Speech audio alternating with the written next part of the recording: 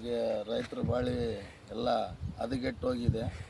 35,000 ಖರ್ಚು, ಎಕರೆಗೆ 35,000 ಖರ್ಚು ಮಾಡಿದ್ದೀವಿ. ವಿಜಯನಗರ ಜಿಲ್ಲಾ ಕೂಡ್ಲಿಗಿ ತಾಲೂಕು. ಈ ಬೆಳೆಗೆ ನಾಶ ಆಗಿರೋದಕ್ಕೆ ನೀವು ಭೇಟಿ ನೀಡಿ ಬಂಡೆಬಸಾಪುರ ಗ್ರಾಮದ ರೈತರು ಇದು ಬೆಳೆ ನಾಶ ಆಗಿದೆ, ಭೇಟಿ ನೀಡಿ ಅದು ಪರಿಹಾರ ಕೊಡಿ ಅಂತೇಳಿ ನಿಮ್ಮಲ್ಲಿ ಕೇಳಿಕೊಳ್ಳುತ್ತಿದ್ದೀವಿ. ಹಾಗೆ